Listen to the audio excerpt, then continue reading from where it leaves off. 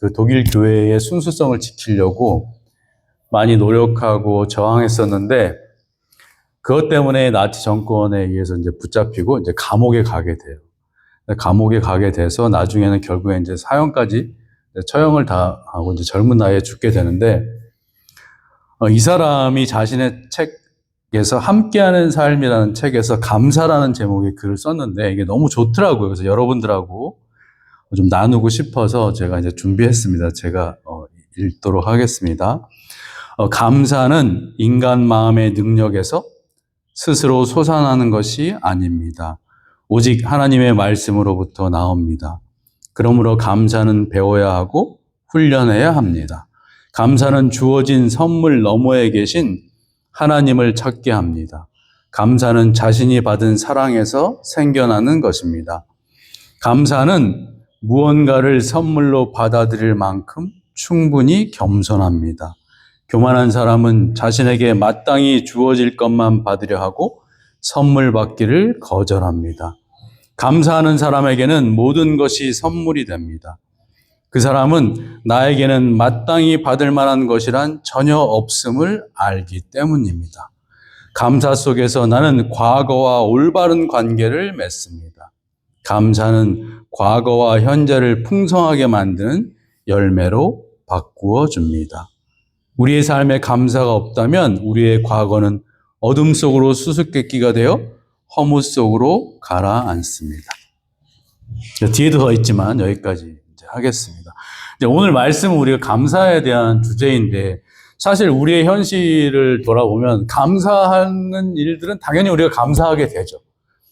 근데 이제 문제는 감사하지 않은 일을 만났을 때도 우리가 어떻게 감사할 수 있느냐. 성경에서는 그걸 요구하기 때문에 어떻게 우리가 이해할 수 없고 감사할 수 없는 상황에서조차 감사하고 은혜를 우리가 알 수 있을까? 그 내용을 오늘 여러분들과 나누며 그것을 이제 함께 우리가 좀 배우고 또 은혜 받는 시간이 됐으면 합니다. 우리가 말씀을 이제 고린도 후서를 읽었는데 좀 우리가 이해하기 쉽게 하기 위해서 약간 배경을 제가 설명을 해야 되는데 그때 당시 고린도 지역은 상당히 그 경제와 상업의 중심지였어요. 그래서 돈이 많은 곳이었어요. 그리고 또한 사람들이 자기 신분의 상승을 위해서도 많이 모이는 곳이었습니다. 이게 자꾸 흘러내리는데. 그래서 그런 욕구로 가득한 사회였어요. 그리고 그 많은 종교가 있었고, 왜냐하면 그 본토 사람 말고 외부에서 많이 들어왔기 때문에 다양한 종교가 있었고, 쾌락을 많이 따르는 곳이었습니다. 그래서 그 당시에는 고린도 사람처럼 사는 삶 하면 쾌락을 쫓아가는 사람이다라는 그런 의미로 많이 사용을 했을 정도였기 때문에 게다가 그뿐 아니라 그 철학과 수사, 그러니까 말하고 글 쓰는 학문이 아주 발달된 곳이에요. 그래서 신학자 고든 피라는 사람은 그 고린도 지역에 대해서 이렇게 이야기했어요. 그곳은 고대의 뉴욕이며 라스베가스이다. 이렇게 묘사를 했어요. 그러니까 고린도 지역이라는 것은 하나님을 섬기는 것과는 거리가 아주 먼 그런 윤리하고는 거리가 먼 그런 지역이다. 이런 의미였습니다. 이런 곳에 이제 사도 바울이 1년 6개월 정도 머물면서 교회를 세웠어요. 근데 처음에는 문제가 없었어요, 교회가. 잘 돌아가는 것 같았는데 사도 바울이 그 지역을 떠나서 이제 다른 곳으로 복음을 전하면서부터 교회에 온갖 문제들이 발생하기 시작을 했어요. 근데 특별히 오늘 읽은 말씀은 이제 거짓 선지자들이 교회에 들어와서 사도 바울은 사도가 아니다 라고 공격을 했어요. 그는 사도의 자격이 없다. 그가 전한 복음은 우리가 믿을 수가 없어. 이렇게 공격을 한 거예요. 왜 그런 공격을 했느냐? 그 이유를 보면은 사도 바울이 고린도 교회에 방문한다고 해놓고 약속을 지키지 않았어요. 그런 사소한 약속 하나 지키지 못하는 사람이 무슨 복음을 전하냐.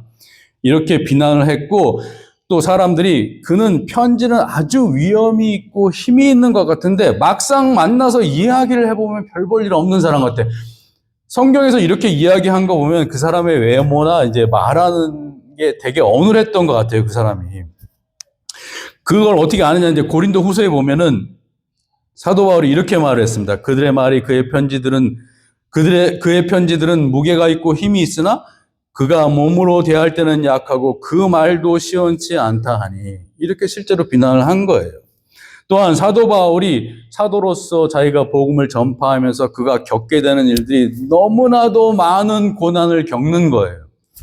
그러다 보니까 하나님을 믿고 예수님을 믿는다는 너가 복음을 전파한다는 사람이 어떻게 그렇게 많은 고난이 있을 수가 있냐? 너가 진짜일 리가 없다. 이렇게 공격을 하다 보니까 교인들도 이게 뭐야? 진짜 그런 거야? 하고 이제 많은 혼란을 겪게 됐어요. 그래서 사도 바울이 자신이 가지고 있는 신앙과 자기가 전하고자 하는 것을 분명히 하기 위해서 오늘 이 글을 쓴 거예요, 답을. 그래서 사도 바울이 무엇이라 말했는가? 먼저 14절을 제가 다시 한번 읽겠습니다. 주 예수를 다시 살리신 이가 예수와 함께 우리도 다시 살리사 너희와 함께 그 앞에 서게 하실 줄 아노라. 우리가 정말 많이 들은 이야기인데, 하나님이 예수님을 통해서 이 땅에 살아가는 동안 우리와 함께 하시는 것뿐만 아니라 우리 인생의 마지막에 우리를 맞아주시고 영원한 생명의 나라로 인도하신다는 거예요. 이 땅에서 누릴 수 없는 참된 평안이 있는 곳으로 우리를 인도하실 것을 저는 압니다. 라고 사도 바울이 이야기를 하는 거예요. 우리가 앞에서 이야기했듯이 고린도 지역은 하나님 외에 다른 많은 신들과 돈과 쾌락을 따르는 사람들이 가득한 곳이라고 했습니다. 그곳에서 여러분, 우리의 소망은 예수님 안에 있습니다. 라고 말을 하는 거예요. 우리가 예수님 안에서 하나님을 바라보는 것, 그의 말씀 안에서 새로운 생명이 있다는 것을 알고 믿는 것, 그것이 우리의 참된 소망이라고 사도 바울은 말을 하는 것입니다. 여러분, 세상은 더욱 자극적이고 극단적으로 치닫고 있어요. 또한 사람들은 하나님을 거부하는데 발버둥을 치지만 우리는 예수님을 바라볼 때에 영원한 평안이 그 안에 있음을 우리는 성령을 통해서 알게 되는 거예요. 우리는 예수님 안에서 보장된 삶, 승리의 삶을 가지고 살아가고 있다는 것을 잊지 마시기 바랍니다. 제가 이 전 교회에서 청년부 이제 사역하다 이제 그만뒀다고 제가 말씀을 드렸는데, 제가 이제 목사님이 이제 설교를 좀 이렇게 하는 게 어떻겠냐 이렇게 했을 때 제가 뭐 알겠습니다 하고 준비를 하는데 준비가 안 되는 거예요. 내가 왜 준비가 안 되지 생각을 해보니까 아무리 말씀을 읽고 기도를 해도 뭔가 떠오르지 않고 이게 기쁨이 없어요. 그래서 내가 왜 이런가 하고 하루는 이제 집 앞에 이제 산이 있어서 거기에 이제 자주 올라가는데, 올라가면서 이제 생각을 하는데 하나님이 저에게 보내주신 저희 인생의 상황이나 현실이 너무나 마음에 들지가 않는 거예요, 제가. 그래서 내가 마음에 섭섭한 생각이 드니까 섭섭한 하나님을 위해서 설교를 준비하려고 하니까 제가 이게 안 되는 거예요. 그럼 내가 이거 어떡하지? 하고 이제 내려오고 있는데 성령의 도움을 받았는지 제가 깊이 생각을 해보니까 하나님이 내가 겪은 모든 일들, 나의 삶에서 경험하는 모든 사건과 감정들을 통해서 내 신앙의 성장을 이루어 가고 계심을 제가 알게 된 거예요. 그래서 하나님이 우리 일상생활에서 경험하는 많은 일들 속에서 우리 스스로 판단하고 지혜를 얻어가면서 하나님은 누구신가, 나를 어떻게 대하고 계시는가를 때로는 우리가 원치 않는 상황을 통해서 알려주시기도 해요. 그게 저에게 많은 어려움을 주었습니다. 근데 제가 그걸 지나고 나서 제가 배운 게, 내 현실과는 상관없이 하나님은 나에게 가지신 소망을 계속해서 이루어 가고 계심을 제가 알게 된 거예요. 이건 저뿐만 아니라 여러분들에게도 동일합니다. 우리가 처해 있는 상황하고는 전혀 상관없이 하나님은 자기가 세운 계획을 우리를 통해서 반드시 이루어 가십니다. 때로는 저는 현실에 눌리고 세상의 큰 거친 파도 앞에서 무력하게 서 있는 것밖에는 못할 때가 많아요. 근데 하나님이 그 삶의 자리에 찾아오셔서 거기서 저를 변화시켜 주시는 겁니다. 어떤 사람으로 변화시켜 주시는가? 하나님을 더 바라보는 사람으로. 하나님의 말씀이 세상에서 가장 가치 있다는 것을 아는 사람으로 이끌어 가시는 거예요. 그래서 저는 이런 말이 좀 그럴 수 있는데, 하나님은 왜 이렇게 우리에게 그토록 집착? 왜 포기하지 않으시는가? 저는 여긴 답은 하나라고 생각합니다. 그것은 하나님이 우리를 진정으로 사랑하시기 때문에. 그거 외에는 이건 설명이 되질 않습니다. 바울의 기록대로 하나님이 마지막 날에 예수님을 통해서 다시 우리를 하나님 앞에 살리시고 그의 영원한 은혜 안에서 우리를 살게 하실 것입니다. 이것이 복잡하고 어지러운 이 세상 속에서 우리가 바라볼 수 있는 참된 소망이 되는 것이에요. 다음 15절에서는 고린도 교회 사람들, 특히 거짓 선지자들이 너는 예수의 제자라고 하면서 무엇 너의 고난이 그렇게 많냐? 거기에 대한 대답을 15절에서 합니다. 이 모든 것이 너희를 위함이니 많은 사람의 감사로 말미암아 은혜가 더하여 넘쳐서 하나님께 영광을 돌리게 하려 함이라. 여기서 중요한 구절은 하나님께 영광을 돌리기 위해서. 바울이 이렇게 말하는 이유는 나의 연약함과 나의 좌절과 나의 낭망 속에서도 하나님은 자신의 일을 하고 말씀이 계속해서 전파되게 하신다. 이것이 바울이 스스로 자기의 능력과 사람의 지식으로 전파되는 것이 아니라 살아계신 하나님의 지혜와 능력이 있음을 너희에게 보이게 하시려고 그랬다는 거예요. 그들이 듣게 되는 복음과 하나님의 말씀이 사람의 권위와 능력에 있지 않고 하나님으로부터 왔다는 것을 너희로 알게 하기 위해서. 왜? 그게 우리에게 참된 은혜가 되기 때문입니다. 그래서 결과적으로 사람들이 바울이 아닌 살아계신 하나님께 영광을 돌릴 수 있도록 하나님이 자기를 그렇게 인도했다는 거예요. 자기가 능력이 없어서가 아니라, 하나님이 부족해서가 아니라, 고린도 지역의 다른 신들이나 뛰어난 인간의 철학이나 지식이나 말재주로 세상의 화려함으로 권위로 능력으로 복음이 전파되는 것이 아니라 인간의 연약함과 고난을 통해서도 예수님의 생명이 전파될 수 있다는 것을, 그것이 정말 하나님의 능력이기 때문에 그것을 알게 했다는 거예요. 그래서 바울은 자기가 겪는 고난이나 인생의 어려움들이 더 이상 자기를 좌절시키지 않는다고 고백하는 거예요. 여러분, 이건 우리에게 똑같이 적용이 돼요. 저도 이걸 준비하면서 정말 저부터 들어야 된다는 생각을 했어요. 저도 이 말씀이 저에게도 참 많이 적용된다는 생각을 했습니다. 우리가 우리 자신을 세상의 가치로 하나님의 은혜를 받은 사람이냐 아니냐를 확인하잖아요. 그럼 우린 때로는 정말 보잘것없고 하찮은 사람으로 나타날 때가 많아요.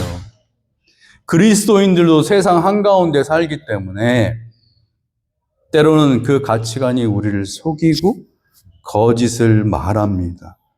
그러나 우리는 어떤 존재인가? 그것은 늘 언제나 예수님 안에서 하나님 앞에서 확인받아야 돼요. 그래서 사도 바울이 사람들의 비난 속에서도 16절과 같이 답을 합니다. 제가 읽도록 하겠습니다. 그러므로 우리가 낙심하지 아니하노니 우리의 겉사람은 낡아지나 우리의 속사람은 날로 새로워지는도다. 이 말은 바울이 겪은 많은 사건들과 많은 고난들이 거짓 선지자들처럼 그들이 말하는 것처럼 그들이 말하는 것처럼 자기가 부족하고 못나고 안 돼서가 아니라 오히려 나는 그런 일들을 통해서 더욱 하나님께 소망을 두는 사람이 됐다는 거예요. 은혜 안에 살아가는 사람으로 계속해서 자기가 새롭게 되어져 간다는 거예요. 이게 하나님의 방법이라는 거예요. 이것을 우리가 수용하고 받아들이는 데는 이게 쉬운 건 아니라고 생각을 해요. 여러분, 우리도 마찬가지입니다. 하나님은 우리의 믿음과 순종을 그냥 종교적으로 또는 기계적으로 하기를 원하지 않으세요. 하나님은 우리가 겪게 되는 많은 경험과 사건들을 우리 스스로 해석하고 판단하고 성령의 도움으로 마음에서 우러나는 하나님을 사랑해서 따라가는 사람으로 우리를 인도하고 계십니다.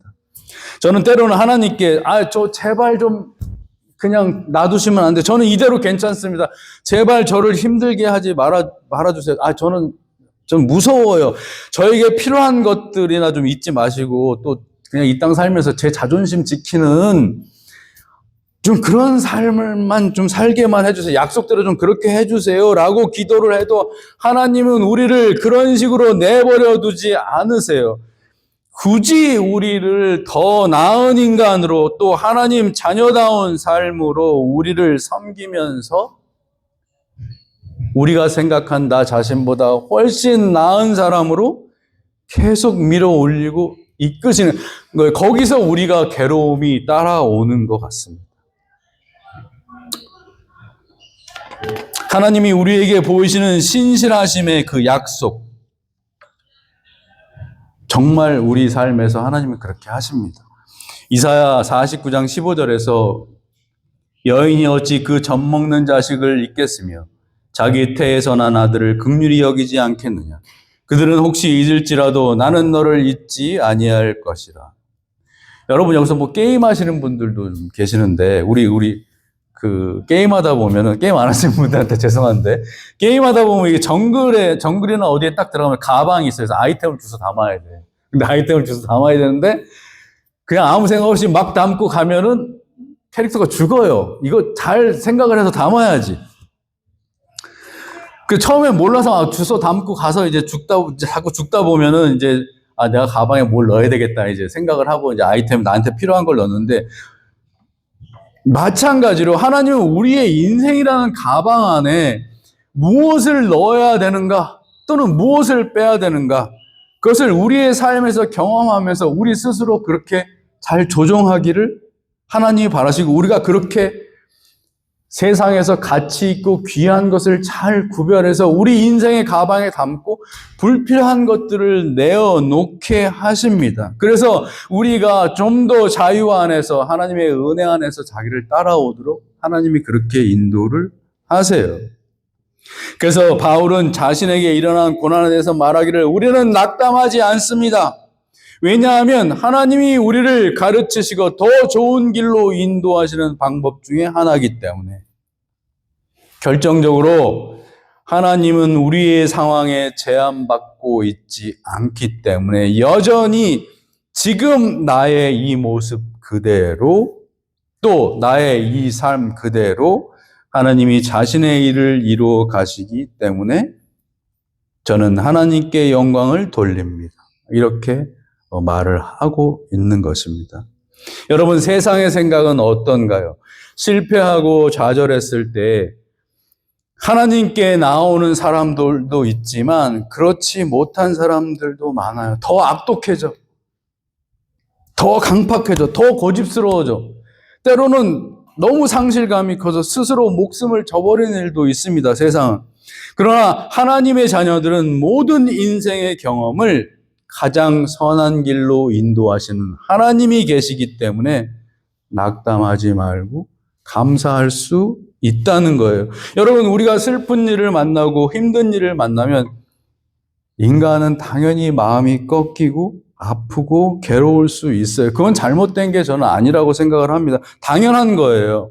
하지만 그 일들이 그렇게 끝나는 것이 아니고 우리는 하나님이 계시기 때문에 새롭게 되고 더욱더 가치 있고 소망적인 것을 바라보게 하고 그것이 발판이 되는 겁니다. 이러한 경험을 하게 된 사도 바울이 자신이 어떠한 소망을 가지게 되었는가를 16, 17절에서 17, 18절에서 말합니다. 제가 읽겠습니다. 우리가 잠시 받는 환난에 경한 것이 지극히 크고 영원한 영광에 중한 것을 우리에게 이루려 함이니 우리가 주목하는 것은 보이는 것이 아니요 보이지 않는 것이니 보이는 것은 잠깐이요 보이지 않는 것은 영원합니다. 바울은 사람들이 세상적인 가치로 너는 볼품없다, 내세울 것 없다, 성공해야 예수님 잘 믿는 거 아니냐라는 비난 속에서 나는 지극히 높으신 하나님이 주시는 참된 소망인 하나님의 나라를 바라보며 이 땅을 살아간다고 말하고 있습니다. 환난에 경한 것이, 그러니까 우리가 받는 고난과 환난과 슬픔이 절대로 가볍다고 말하는 것이 아니에요. 사도 바울이 말하려고 하는 것은 그 뒤에 우리에게 하나님이 주시려고 하는 영광과 영원한 생명에 비하면 지금 겪는 것이 얼마나 작은 것이냐라고 말하는 것입니다. 그런 고난을 통해서 하나님은 우리에게 그 전에 받았던 고난과는 비교할 수 없는 하나님의 영광과 은혜의 삶으로 우리를 계속해서 인도하시기 때문에 여전히 우리에게는 감사가 있다고 말하는 것입니다. 여러분, 그래서 우리는 감사할 수 있다고 생각을 해요. 저도 제 아내가 이런 얘기 앞에 나가서 하지 말라고 그랬는데 긴 어두운 터널을 말씀을 준비하면서 제가 너무 은혜를 받은 거예요. 우리가 다 이해할 수 없는 상황들이 많으니까 그 시간이 지날 때 하나님이 주시는 은혜를 깨닫기도 하는 것 같습니다. 여러분, 때로는 우리는 하나님과 우리 사이에 늘 갈등이 있기도 해요. 왜냐하면 하나님이 주시려고 하는 것과 내가 원하는 것이 너무나 다르기 때문에 하나님의 큰 뜻을 다 이해할 수 없기 때문에 하나님을 오해하고 섭섭하게 생각드는 것도 있고 많은 슬픔을 느낄 때도 있지만, 여러분, 그 시간이 지나고 나면 하나님이 여러분 한 사람 한 사람을 예수님이 나는 섬김을 받으려 하는 것이 아니요 섬기러 왔노라 하신 것처럼 여러분들 한 사람 한 사람을 섬기시고 더 아름다운 사람으로, 더 거룩한 사람으로, 하나님의 자녀로 인도하고 계심을 믿고 늘 감사하는 삶 저와 여러분들 되기를 진심으로 소망하고 축원합니다.